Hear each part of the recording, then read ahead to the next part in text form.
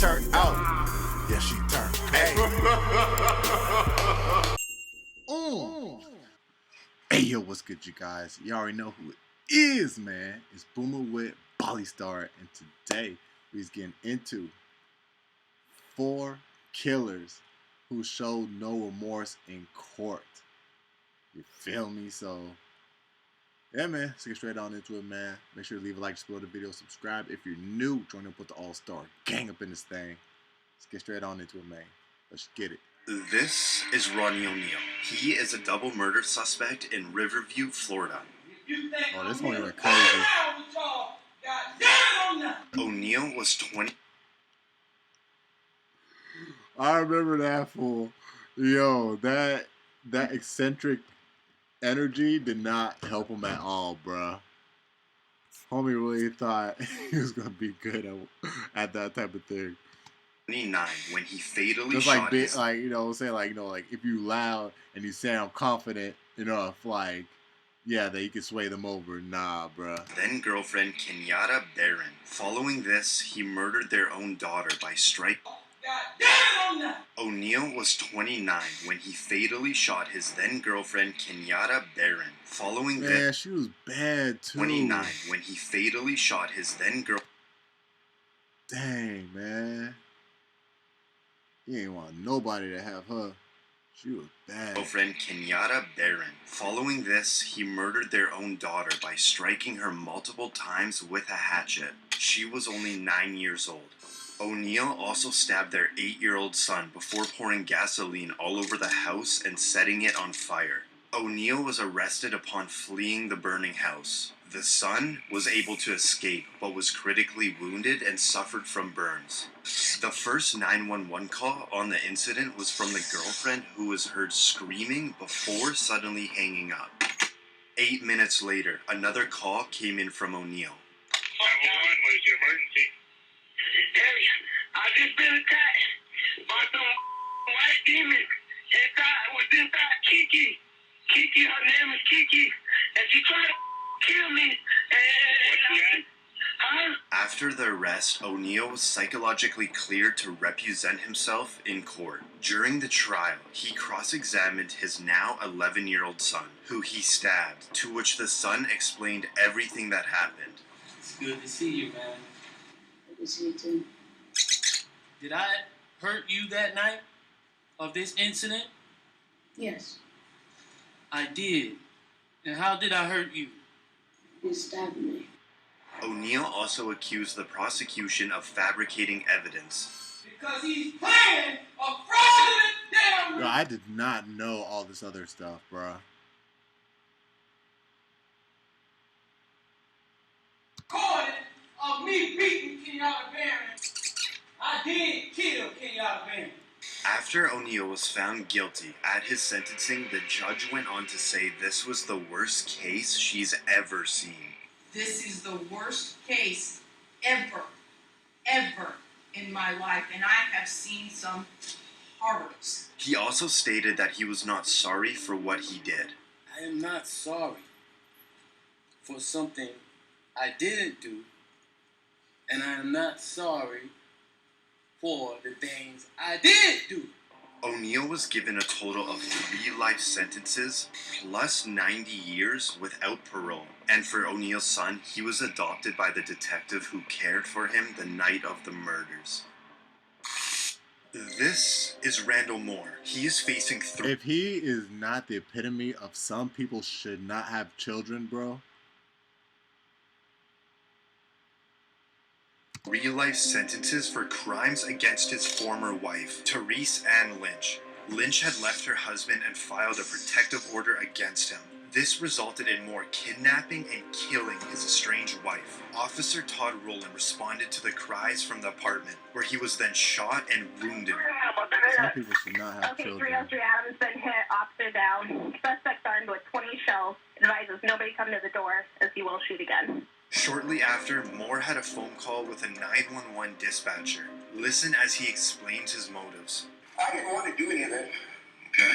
But I'm telling you, all I wanted was my son. I just wanted to see my 7-month-old baby. That's all I cared about. Not long after, Moore surrendered, and for Officer Rowland, he underwent surgery for his hand. As the verdict is read out, Moore gives nothing but a slight nod. We, the jury, find the defendant guilty of murder in the first degree.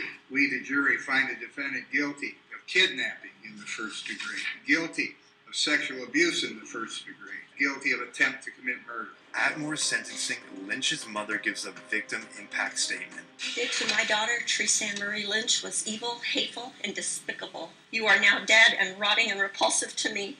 Read the journal she wrote. She hated you. Thank you. She hated you. You're a loser. Moore refused to apologize for his actions, saying he had no remorse for what happened. And I'll tell you point blank, I have not 1 ounce of remorse for Tresanne's death. It could have all been prevented.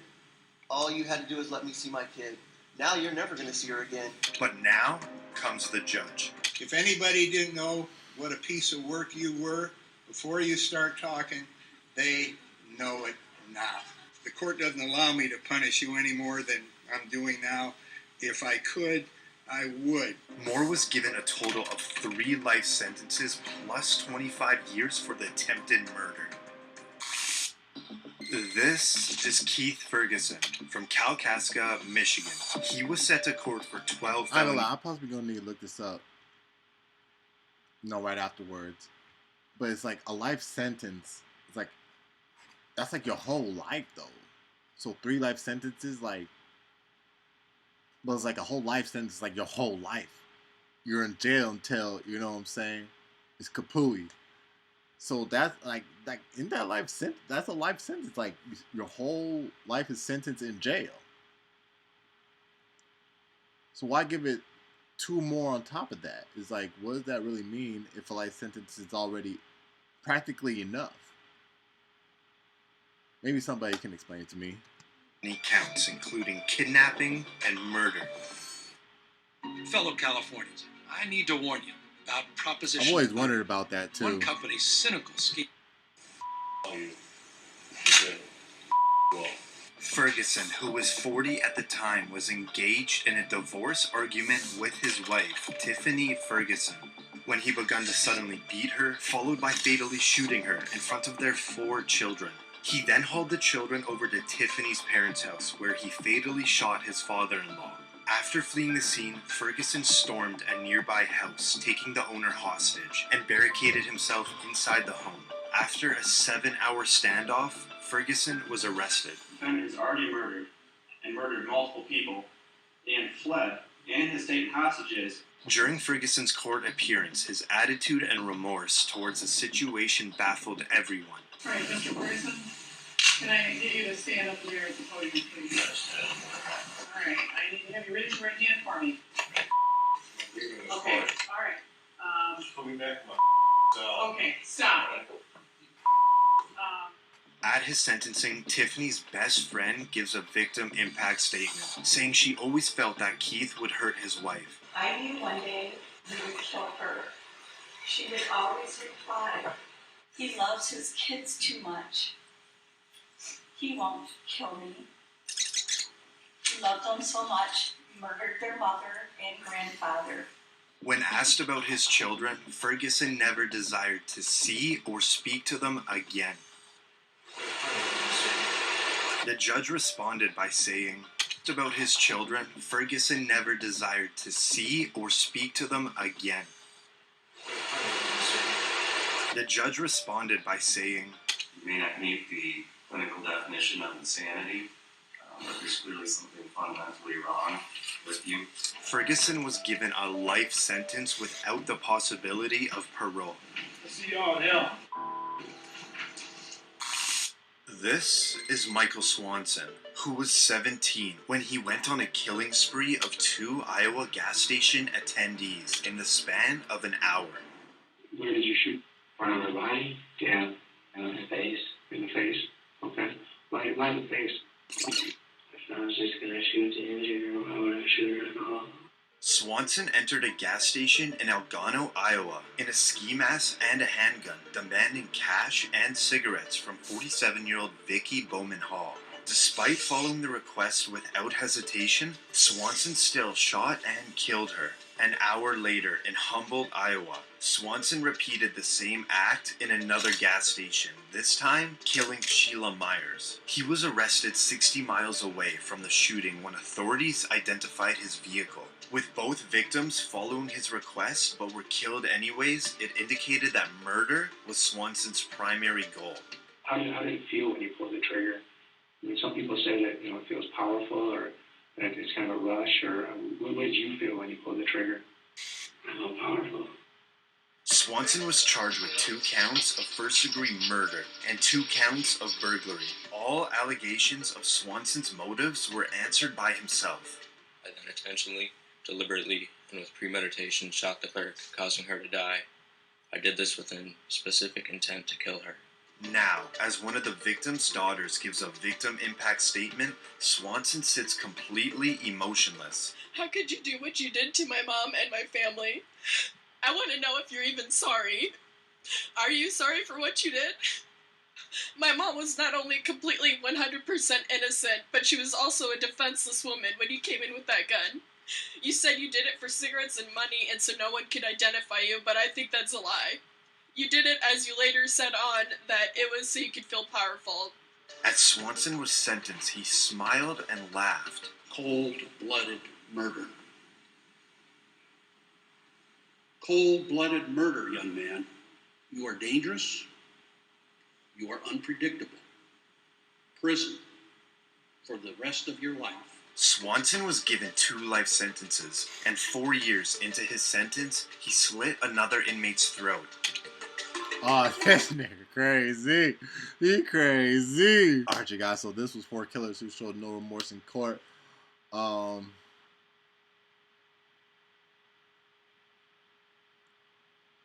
First dude, I did not hear the rest of that trial.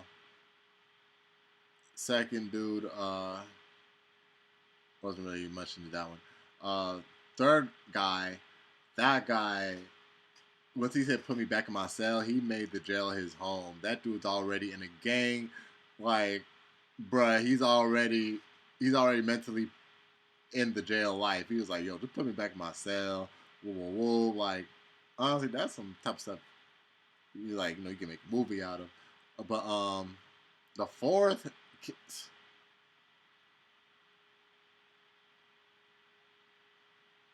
like, this dude's different because he was mentally ready by the time, I think if not half the trial was almost over. If half the trial was almost over.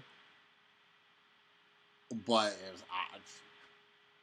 He knew what was going to happen when he started that spree. Like, dude was mentally ready for jail before he went in jail. The third dude became mentally ready once he touched the jail. You know what I'm saying? Like, once he went straight into jail. Once that bus went straight to jail and he first got sent to his cell, first got comfortable, he's like, okay, for like maybe a few hours to days, he's going to be mentally ready until his next hearing. Fourth dude, the kid, he was mentally ready before he even touched the jail. He was mentally ready for that. So that's the third and the fourth dude. Again, the first dude, man.